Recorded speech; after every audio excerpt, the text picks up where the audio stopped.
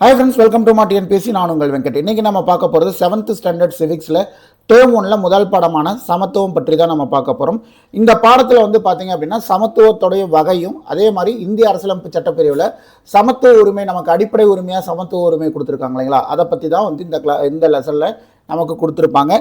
சமத்துவத்துடைய வகை வந்து பார்த்தோம் அப்படின்னா சமூக சமத்துவம், குடிமை சமத்துவம், அரசியல் சமத்துவம், பாலின சமத்துவம் அப்படின்ட்டு ஒரு 4 வகையான சமத்துவம் இருக்குது. அதே மாதிரி நமக்கு அடிப்படை உரிமையில் உங்களுக்கு சமத்துவ உரிமை அப்படின்றது ஆர்டிகல் 14 18 வரைக்கும் நமக்கு கொடுத்துருப்பாங்க. ஃபார் எக்ஸாம்பிள் இப்போ அரசியல் சமத்துவம் எடுத்துக்கலாம். அரசியல் சமத்துவம் அப்படின்றது தான் அனைவருக்கும் வாக்குரிமை வழங்குவது அப்படின்ற உரிமையை நமக்கு தருது. ஓகேங்களா. ஸோ 18 வயசு ஆயிடுச்சு அப்படின்னா எல்லாத்துக்குமே வந்து எல்லாத்துக்கும் ஓட்டு போடக்கூடிய அந்த உரிமை அப்படின்றது வழங்கப்படுது. ஓகேங்களா. ஸோ பாலின சமத்துவம் அப்படின்றது ஆணுக்கு நிகர் பெண் அப்படின்ற அந்த ஒரு பாலின சமத்துவத்தின்படி ஆணுக்கு வந்து ஒரு வேலைக்கு என்ன ஊதியம் தராங்களோ அதே மாதிரி பெண்ணுக்கும் அதே வேலைக்கு அதே ஊதியம் கொடுக்கணும்.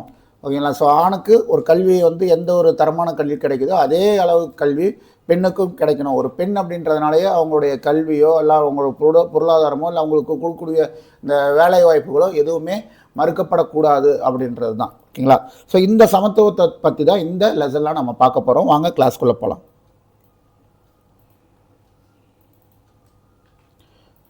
இயற்கை மனிதனை நிறம், உயரம், திறமை, உடல் வலிமை ஆகியவற்றில் சமமாக உருவாக்கவில்லை. ஏன்னா இயற்கையாக பிறக்கும் போதே வந்து பார்த்திங்கன்னா ஒருத்தன் நட்டையாக இருப்பான், ஒருத்தன் குட்டையாக இருப்பான், ஒருத்தன் வெள்ளையாக இருப்பான், கருப்பாக இருப்பான்.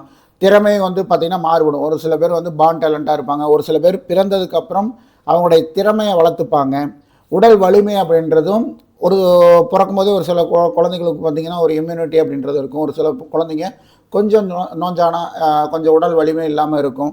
ஸோ இந்த மாதிரி வந்து பிறக்கும் போதே இயற்கையாக வரக்கூடிய இந்த விஷயங்களில் சமத்துவமின்மை அப்படின்றது ஒன்றுமே பண்ண முடியாது. ஏன்னா அதை போய் நம்ம உட்காந்து மாற்றவே முடியாது. அது இயற்கையே என்ன வருதோ அதுதான் இங்கே. ஆனால் எதை நம்ம மாற்ற முடியும்? இங்கே மனிதர்களால் செயற்கையாக உருவாக்கப்பட்ட சாதி, மதம், மொழி, பொருளாதாரம் இதன் அடிப்படையில் வந்து பார்த்திங்கன்னா இந்த ஏற்றத்தாழ்வுகள் இருக்கு இல்லைங்களா, இது வந்து பார்த்திங்கன்னா மனிதனால் செயற்கையாக உருவாக்கப்பட்டது. அதை வந்து அந்த மாதிரி சமத்துவமின்மையை நாம் சரி செய்ய முடியும். ஓகேங்களா. பேராசிரியர் லாஸ்கி நம்ம அரசியல் கருத்தாக 11th அரசியல் கருத்தாக்கங்களே நம்ம பார்த்துருப்போம். பகுதி 1ல் சமத்துவம் பற்றி நிறைய கூற்றுகள் அந்த லெசனில் இடம்பெற்றிருக்கும். அந்த லெசன் வீடியோ நீங்கள் பார்க்கல அப்படின்னா பாருங்கள். ஓகேங்களா. ஸோ இதில் இந்த வீடியோலேயே டிஸ்கிரிப்ஷனில் உங்களுக்கு இந்திய அரசியலமைப்புன்ட்டு ஒரு பிளேலிஸ்ட் லிங்க் இருக்கும். அதில் கிளிக் பண்ணி பார்த்தீங்கன்னா உங்களுக்கு அந்த 11th ஸ்டாண்டர்ட் லெசன் இருக்கும். அதில் பார்த்தீங்க அப்படின்னா ஃபுல்லாக யார் யார் என்னென்ன கோட்பாடுகள் சொல்லியிருப்பாங்க அப்படின்றது தெளிவாக இருக்கும். அதிலேயே வந்து பார்த்திங்கன்னா உங்களுக்கு லாஸ்கி அவர்கள் சமத்துவத்தை பற்றி நிறைய கோட்பாடு வச்சுருப்பார். ஓகேங்களா. ஸோ கூற்றுகள் இருக்கும், அதெல்லாமே இருக்கும். ஓகேங்களா. ஸோ அதை மிஸ் பண்ணாமல் பார்த்துருங்க. பேராசிரியர் ஹெரால்ட் லாஸ்கி அவர்களது கூற்றின்படி சமத்துவத்தை வந்து 2 தூணாக பிரிச்சிருப்பார். லாஸ்கி சமத்துவத்தை 2 தூணாக பிரிச்சிருப்பார். எப்படி பாருங்க, சமத்துவம் என்பது சமமாக நடத்துவது மட்டுமல்ல, வெகுமதி அளிப்பதிலும் சமத்துவம் இருப்பதாகும்.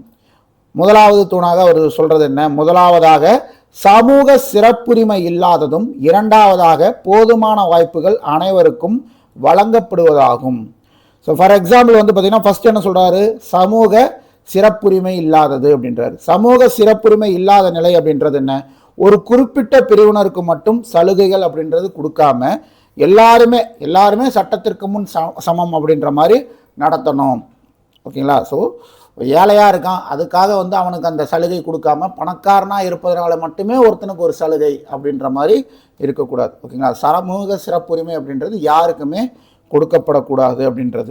இன்னொன்று போதுமான வாய்ப்பு. ஒவ்வொரு மனுஷனுக்குமே வந்து பார்த்திங்கன்னா தன்னுடைய திறமையை வெளிப்படுத்துறதுக்கும் அந்த திறமையை வெளிப்படுத்தி முன்னேறதுக்கும் தடையற்ற மற்றும் சமமான வாய்ப்பை அரசாங்கம் ஏற்படுத்தி தரணும். அரசாங்கம் மட்டும் கிடையாது, இந்த சமூகமும் ஏற்படுத்தி தரணும். ஓகேங்களா. ஒருத்தனுக்கு திறமை இருக்குன்னா அவன் முட்டி மோதி மேலே போயிட்டே இருக்கணும். ஓகேங்களா. அப்படி போகும்போது தடைக்கற்களெல்லாம் போட்டு அவன் காலை பிடிச்சி கீழே இழுத்து திருப்பி அவனை ரொம்ப கீழ்நிலையிலே வைக்கணுன்ற எண்ணம் தவறானது. அதற்கான வாய்ப்புகளை அரசாங்கம் ஏற்படுத்தி தரணும். அவன் மேலே மேலே மேலே மேலே போகிறதுக்கான வாய்ப்புகளை, போதுமான வாய்ப்பை அரசாங்கம் ஏற்படுத்தணும். ஓகேங்களா. அதுதான் போதுமான வாய்ப்புகள்ன்ட்டு 2வது தூணாகவும், சமூக சிறப்புரிமை இல்லாத நிலைன்ட்டு 1வது தூணாகவும் ஹெரால்ட் லாஸ்கி சொல்லியிருப்பார். ஸோ இப்போ ஃபார் எக்ஸாம்பிள் நம்ம ரியல் லைஃப்லேயே எடுத்துக்குமே, ஒரு கவர்மெண்ட் எக்ஸாம் நடக்குது. அந்த கவர்மெண்ட் எக்ஸாமுக்கு தகுதி இருக்கக்கூடிய எல்லாருமே விண்ணப்பிக்கலாம் அப்படின்றது தான் சமமான வாய்ப்பு. ஆனால் ஒரு குறிப்பிட்ட செல்வாக்கு உள்ள ஒரு குடும்பத்துக்கு மட்டும்தான் நீங்கள் மட்டும்தான் அந்த எக்ஸாம் எழுதணும், மற்றவங்கெல்லாம் அந்த எக்ஸாம் எழுதக்கூடாது அப்படின்ற மாதிரி ஒரு விதி இருந்துச்சுன்னா அதுதான் சிறப்புரிமை. முன்னுரிமைன்னு சொல்கிறோம் இல்லைங்களா, சிறப்புரிமை. ஸோ அந்த மாதிரி சிறப்புரிமை அப்படின்றது யாருக்கும் கொடுக்கக்கூடாது. ஓகேங்களா. ஸோ அதாவது ஒரு ஏழை மாணவனாக இருந்தாலும் சரி, ஒரு பணக்கார மாணவனாக இருந்தாலும் சரி, அந்த ஒரு நுழைவுத் தேர்வுனா அந்த நுழைவுத் தேர்வை 2 பேருமே எழுதணும். அவனுடைய டேலண்ட்டை வச்சு அவன் அடுத்த இதுக்கு போகலாம் அப்படின்றது தான். அதே மாதிரி தான் இப்போ வெகுமதி அளிப்பதில் சமத்துவம் அப்படின்றது என்ன, நம்ம ஆணுக்கு பெண் சமத்துவம்னு வாயில் மட்டும் வண்டி ஓட்டிகிட்டு இருக்கோம். இப்போ ஒரு வேலை செய்கிறாங்க, ஆண் பெண் 2 பேர்த்துக்குமே ஒரே வேலை கொடுக்குறோம், ஒரே மாதிரி டார்கெட்டு, 2 பேருமே சரியான நேரத்தில் முடிக்கிறாங்க. அப்போ அந்த சம்பளம் கொடுக்குறது, ஊதியமும் கொடுக்குறதாகட்டும், இல்லை ஒரு இன்சென்டிவாக கொடுக்குறதாகட்டும், 2 பேர்த்துக்குமே ஈக்குவலாக கொடுக்கணும். ஆணுக்கு என்ன வெகுமதி கொடுக்குறீங்களோ அதே தான் பார்த்திங்கன்னா பெண்ணுக்கும் கொடுக்கணும். ஆண் அப்படின்றதுனால அதிகமாகவும் பெண் அப்படின்றதுனால கம்மியாகவும் கொடுக்கக்கூடாது. ஓகேங்களா. ஸோ அப்போ வெகுமதி அளிப்பதிலும் சமத்துவம் அப்படின்றது இருக்கணும். இதுதான் ஹெரால்டு லாஸ்கி அவருடைய சமத்துவத்தை பற்றிய கூற்று சொல்லுது. சமத்துவம் என்ற கோட்பாடு மக்களாட்சி கோட்பாடுகளான சுதந்திரம், சமத்துவம் ஆகியவை நீதியின் அடிப்படையில் நடைமுறைப்படுத்தப்படும் போது மட்டுமே பொருளுடையவையாக இருக்கும். சமத்துவம் அப்படின்ற கோட்பாடு என்ன, எல்லாத்துக்குமே ஈக்குவலாக எல்லாமே கிடைக்கணும் அப்படின்றது தான். ஓகேங்களா. மக்களாட்சி கோட்பாடும் அதுதான், சுதந்திரம், சமத்துவம், சகோதரத்துவம். ஸோ இதில் இந்த சுதந்திரம், சமத்துவம் அப்படின்றது எதன் அடிப்படையில் நடைமுறைப்படுத்தும் போது அது உயிர்ப்போடு இருக்கும் அப்படின்னு பார்த்தீங்கன்னா நீதியின் அடிப்படையில். ஓகேங்களா. நீதியின் அடிப்படையில் இந்த சுதந்திரமும் சமத்துவமும் நடைமுறைப்படுத்தினா மட்டும்தான் சமத்துவம் அப்படின்ற கோட்பாடு ஒரு வேல்யூபிளாக இருக்கும். இல்லைன்னா சும்மா ஏட்டுச்சுரக்காய் அப்படின்ற மாதிரி சும்மா பேப்பரில் சமத்துவம் எழுதி வைக்கிறதுக்கு சமமானது.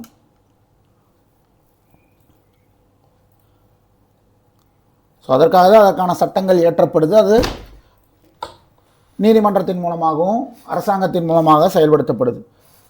சமத்துவத்தின் வகைகள். சமூக சமத்துவம்ன்றது என்ன, அனைத்து குடிமக்களும் சம தகுதியை அடைய உரிமை கொண்டவர்கள் என்பதே சமூக சமத்துவம்.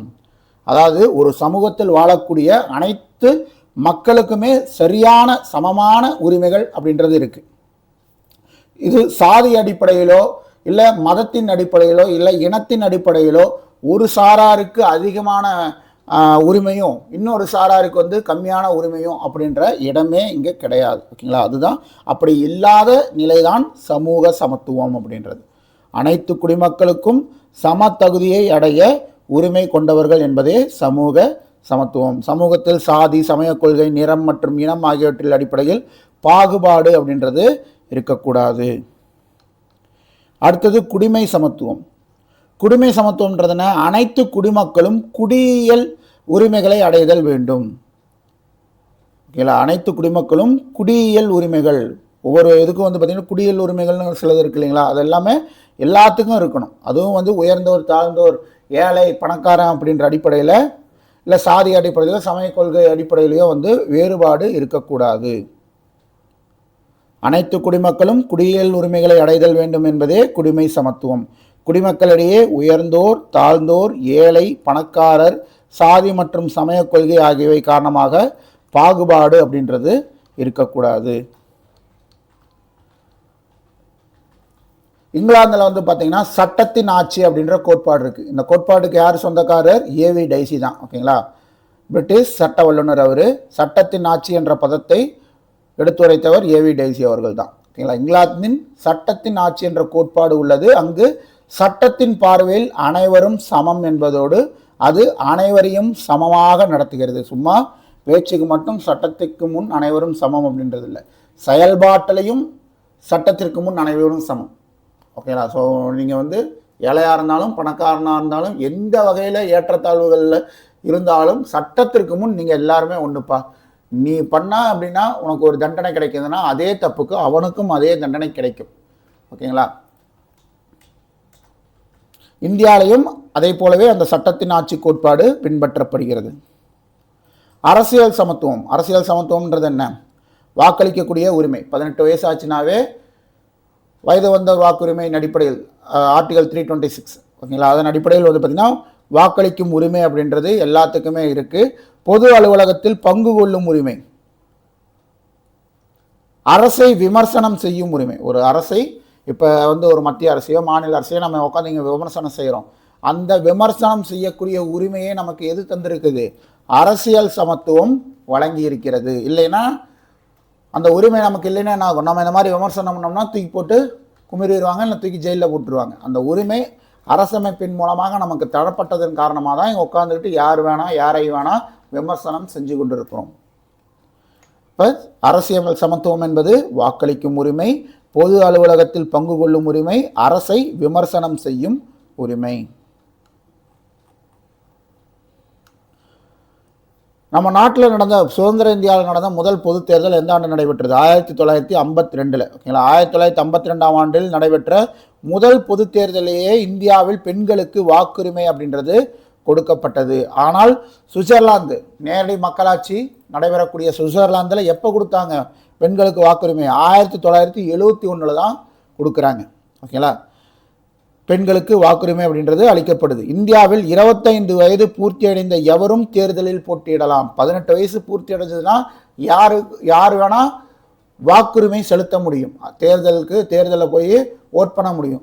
அதே மாதிரி நான் ஒரு அரசியல் கட்சியில் நின்று ஒரு எம்எல்ஏவோ இல்லை சுயாட்சியாவோ ஒரு எம்எல்ஏவோ நிற்கணும்னா கூட எனக்கு எவ்வளோ வயசு ஆகணும்? 25 வயசு ஆனால் போதும். நான் எந்த அரசியல் கட்சியும் சேர தேவையில்லை. நான் சுயாட்சியாக ஒரு எம்எல்ஏ கேண்டிடேட்டாக நிற்கணும்னாலும் நான் நிற்க முடியும். அதற்கான உரிமையை நம்மளுடைய அரசமைப்பு சட்டம் வழங்கியிருக்கிறது. 25 வயது பூர்த்தியடைந்த எவரும் தேர்தலில் போட்டியிடலாம், அரசை விமர்சிக்கலாம் என்ற உரிமை ஒரு முக்கியமான உரிமை என்பதோடு மக்கள் தங்களது மாறுபட்ட கருத்துக்களை பல்வேறு வகைகளிலும் தெரிவிக்கலாம். ஏன்னா இப்போ நம்ம விமர்சனம் பண்ணுறோம் அப்படின்னா அவங்களுடைய ஒரு அரசாங்கத்துடைய நடவடிக்கை எனக்கு பிடிக்காமல் இருக்கலாம். அவங்க செய்யக்கூடிய செய்கள் நம்ம வந்து பார்த்திங்கன்னா நம்மளுடைய மாநிலத்தை பின்தங்கி இழுத்துட்டு போகுது, இன்னும் வந்து 10 வருஷம் பின்னாடி நம்ம போகிறோம் அப்படின்ற மாதிரி எனக்கு தோணுதுன்னா அந்த அரசாங்கத்திலையும் அந்த அரசாங்கத்துடைய கொள்கையிலையும் பாலிசிஸையும் நான் விமர்சனம் செய்யலாம். ஒரு குடிமகனாக அதற்கான உரிமை எனக்கு இருக்குது. விமர்சனம் செய்யக்கூடிய உரிமை நம்மளுடைய அரசமைப்பு சட்டம் எனக்கு வழங்கியிருக்கு. அதே மாதிரி உங்களுக்கும் இருக்குது. யார் வேணால் விமர்சிக்க முடியும். பாலின சமத்துவம். மனித இனங்களில் ஆண் பெண் இருவரும் தமது தனிப்பட்ட திறனை சுதந்திரமாக மேம்படுத்தி கொள்ளலாம். ஓகேங்களா. ஸோ ஒரு திறன் இருக்குது அப்படின்னா ஒரு ஒரு ஒரு என்ன சொல்கிறது, ஒரு பெண் இருக்காங்க, ஒரு ஆஃபீஸில் வந்து ஒர்க் பண்ணிகிட்டு இருக்காங்க, அவங்களுக்கு நல்ல திறமை இருக்குது, அடுத்தடுத்த நிலைக்கு போய் ஒரு மேனேஜராக சிஇஓவாக வந்து ப்ரொமோஷன் வாங்குற அளவுக்கு அவங்களுக்கு திறமை இருக்குன்னா அதை மற்றவங்க வந்து ஒரு பொண்ணு எப்படிப்பா சிஇஓவாக ஆகலாம், போட்டு டம்ப் பண்ணு, அடி கீழேயே உட்கார வை அப்படின்ற மாதிரி செய்யக்கூடாது. ஒரு ஆணுக்கு அந்த நிலைக்கு அந்த சிஇஓ அப்படின்ற போஸ்ட்டுக்கு போகிறதுக்கு என்ன உரிமை இருக்கோ அதே இது வந்து இப்போ ரைட்ஸ் வந்து பார்த்திங்கன்னா ஒரு பெண்ணுக்கும் இருக்குது. அதற்கான வழிவகைகளையும் வாய்ப்புகளையும் ஏற்படுத்தி தரணும். பாலியல் சமத்துவம் என்பது ஆண் பெண் இருவரும் வாய்ப்புகள் மற்றும் வளங்களை பெறுதலாகும். ஸோ இதற்கான முயற்சி பெண்களுக்கு இந்த மாதிரி சுதந்திரங்கள் கிடைக்கணும் அப்படின்றதுக்கான முயற்சி இன்னைக்கு இல்லை, 20ஆம் நூற்றாண்டு இப்போ. ஆனால் 19ஆம் நூற்றாண்டிலேயே வந்து பார்த்திங்கன்னா இப்போ 21ஆம் நூற்றாண்டு 19ஆம் நூற்றாண்டிலேயே இதற்கான முயற்சிகள் அப்படின்றது எடுத்திருக்காங்க. ஓகேங்களா. பெண்களின் முன்னேற்றத்திற்காக மேற்கொள்ளப்பட்டிருக்கு. யாரெல்லாம் இதற்காக முயற்சி பண்ணியிருக்காங்க? ராஜாராம் மோகன் ராய், ஈஸ்வர சந்திர வித்யாசாகர், தயானந்த சரஸ்வதி, மகாதேவ் கோவிந்த ரானடே, தாராபாய் ஷிண்டே, பேகம் ருக்கியா சகாவத் ஹுசேன், சாவித்ரிபாய் பூலே. ஸோ முதல்ல பெண்களுக்காக வந்து பார்த்திங்கன்னா அந்த பள்ளிகளை திறந்தவர் ஜோதிராவ் பூலேவும் சாவித்ரிபாய் பூலே அவர்களும். பெண்கள் சம அந்தஸ்து பெறுவதற்கு கடினமான பணியாற்றியவர்கள் குறிப்பிடத்தகுந்தவர்கள் இவங்க எல்லாமே. பெண்களை மேம்படுத்தும் விதமாக உள்ளாட்சி அமைப்புகளில் 50% இடஒதுக்கீடு வழங்கப்பட்டிருக்கு. எங்கே? தமிழ்நாட்டில் வழங்கப்பட்டிருக்கு. ஓகேங்களா. ஸோ பஞ்சாயத்து இதில் வந்து உள்ளாட்சி அமைப்புகளில் வந்து பார்த்திங்கன்னா 33% இடஒதுக்கீடு தான். ஆனால் தமிழ்நாடு 50% இடஒதுக்கீடு பெண்களுக்கு வழங்கியிருக்கு. எப்போ கொடுத்தாங்க? 2016 பிப்ரவரி 20 வந்து கொடுத்துருப்பாங்க. யார் ஆட்சியில் கொடுத்தது? அதிமுக ஆட்சியில் வந்து பார்த்திங்கன்னா அம்மையார் ஜெயலலிதா அவர்கள் பெண்களுக்கு 50% இடஒதுக்கீட்டை உள்ளாட்சி அமைப்புகளில் ஏற்படுத்தி கொடுத்துருப்பாங்க. ஓகேங்களா. அப்போ அதனுடைய மினிஸ்டராக இருந்தது யாருன்னு பார்த்தீங்கன்னா எஸ்பி வேலுமணி அவர்கள் இருந்திருப்பார்.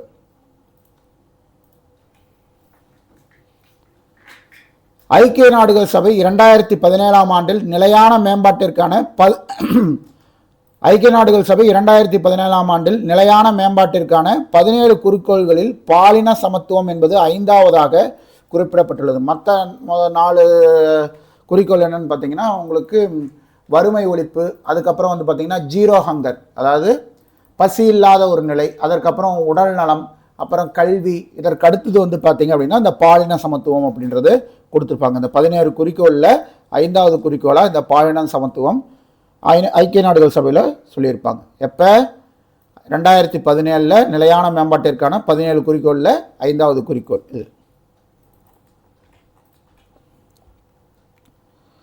இந்த சமத்துவத்தை பற்றி நம்மளுடைய அரசியலமைப்பு சட்டப்பிரிவுகளும் சொல்லுது. அடிப்படை உரிமையாகவே சமத்துவ உரிமையை கொடுத்துருக்கு. ஆர்டிகல் 14 18 வரைக்கும் சமத்துவத்தை கொடுத்துருக்கு. இந்திய அரசியலமைப்பில் சமத்துவம். இதே போன்று இந்திய அரசியலமைப்பு அதன் குடிமக்களுக்கு அரசியலமைப்பு சட்டப்பிரிவுகள் ஆர்டிகல் 14 18 வரை சமத்துவத்தை அளிக்கிறது. சட்டத்தின் முன் அனைவரும் சமம் மற்றும் அனைவருக்கும் சட்டத்தின்படி சமமான பாதுகாப்பு என்பது அரசியலமைப்பு சட்டப்பிரிவு 21 மேலும் வலிமைப்படுத்தப்பட்டுள்ளது. ஓகேங்களா. ஆர்டிகல் 21ன்றது என்ன? தனி மனித சுதந்திரம், வாழ்வதற்கான சுதந்திரத்தை கொடுத்துருக்கு. ஓகேங்களா.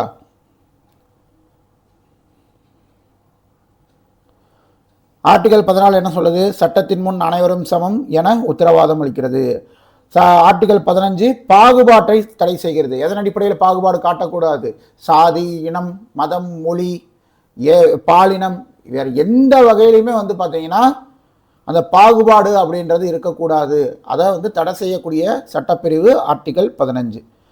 பொது வேலைவாய்ப்பில் அனைவருக்கும் சம வாய்ப்பு அப்படின்றது ஆர்டிகல் 16 வழங்கி இருக்கக்கூடிய ஒரு விஷயம். ஓகேங்களா. தீண்டாமை ஆர்டிகல் 17 பிரகாரம் இந்தியாவில் தீண்டாமை என்பது ஒழிக்கப்பட்டுள்ளது. அன்டச்சபிலிட்டி யாரோ செஞ்சாங்க அப்படின்னா மிக தீவிரமான தண்டனை அப்படின்றது இருக்கு. ஓகேங்களா. ஆர்டிகல் 18 என்ன சொல்லுது? பட்டங்கள் எடுத்து வேறுபடுத்தலை தடை செய்கிறது. இந்த ராவ் பகதூர், சர் பட்டம், அப்புறம் இந்த நிறைய பட்டங்கள்லாம் முன்னாடி கொடுத்துருப்பாங்க. இந்த பகதூர், இந்த மாதிரி பட்டங்கள்லாம் இருந்திருக்கும். ஆங்கிலேயர்களால் கொடுக்கப்பட்ட பட்டம். அந்த மாதிரி எந்த ஒரு பட்டமும் இருக்கக்கூடாது. அப்போ என்ன ஆகுதுன்னா அந்த பட்டத்தை வாங்கினவங்க ஏதோ செல்வ சீமான்கள் மாதிரியும் ரொம்ப மேலிடத்தில் இருக்கிற மாதிரியும் மற்றவங்களாம் வந்து அவங்களுடைய தாழ்வான நிலையில் இருக்கக்கூடிய ஒரு இது மாதிரி வந்து பார்த்திங்கன்னா ஒரு பிம்பம் அப்படின்றது கட்டமைக்கப்படும். அதனால் இந்த பட்டங்கள்ன்ற வேலையே இருக்கக்கூடாது. ஒரே பட்டம் என்ன? கல்வியால் கிடைக்கக்கூடிய பட்டம். ஓகேங்களா. நீ பிஎஸ்சி படிச்சுன்னா பிஎஸ்சின்னு பின்னாடி போடு, டாக்டர் வாங்கினீங்கன்னா டாக்டர்னு போடு, இன்ஜினியர்னா இன்ஜினியர்னு போடு. ஸோ என்ன படிக்கிறியோ அந்த கல்விக்கான பட்டம் தான் இருக்கணும். அதை தவிர இந்திய அரசாங்கம் வழங்கக்கூடிய அந்த கௌரவ பட்டங்கள் அப்படின்றது இருக்கலாம். ஓகேங்களா. அப்படி இந்திய அரசாங்கம் கௌரவமாக கொடுக்கக்கூடிய பட்டம் என்ன? பாரத ரத்னா, பத்ம விபூஷன், பத்மபூஷன், பத்மஸ்ரீ. அதே மாதிரி உங்களுக்கு இராணுவங்களில் வந்து பார்த்திங்கன்னா பரம்வீர் சக்ரா, இந்த மாதிரி வந்து பார்த்திங்கன்னா இராணுவத்துலேயும் ஒரு சில பட்டங்கள் இருக்கும். இதை மட்டும்தான் பயன்படுத்தணும். மற்றபடி வேறு எந்த பட்டங்களையும் பயன்படுத்தக்கூடாது. பட்டங்கள் எடுத்து வேறுபடுத்தலை தடை செய்கிறது ஆர்டிகல் 18.